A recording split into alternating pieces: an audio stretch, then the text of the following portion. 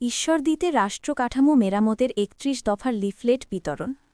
পাবনা ঈশ্বরদী থেকে মোহাম্মদ রাকিব বিশ্বাসের পাঠানো ভিডিওতে পাবনার ঈশ্বরদীতে বিএনপির ভারপ্রাপ্ত চেয়ারম্যান তারিক রহমান ঘোষিত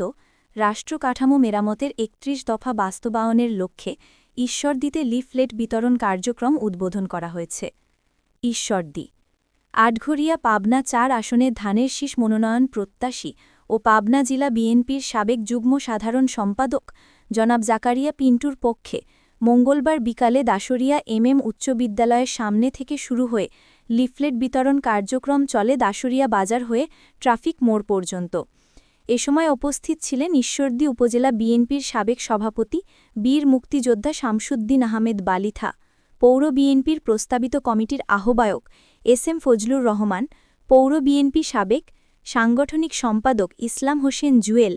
পৌর বিএনপির সাবেক যুগ্ম সাধারণ সম্পাদক মোহাম্মদ আনোয়ার হোসেন জনি, ঈশ্বরদী শিল্প ও বণিক সমিতির সভাপতি নান্নুর রহমান, পৌর যুবদলের আহ্বায়ক জাকির হোসেন জুয়েল, পৌর যুবদলের সাবেক সভাপতি নূরে আলম শ্যামল, পৌর স্বেচ্ছাসেবক দলের আহ্বায়ক এসএম মামুনুর রশিদ নান্টু,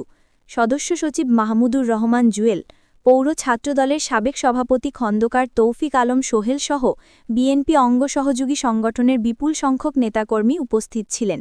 পর্যায়ক্রমে ঈশ্বরদী উপজেলার প্রতিটি ইউনিয়ন এবং ওয়ার্ডে ওয়ার্ডে এই লিফলেট বিতরণ কার্যক্রম অব্যাহত থাকবে বলে জানান দলের নেতাকর্মীরা।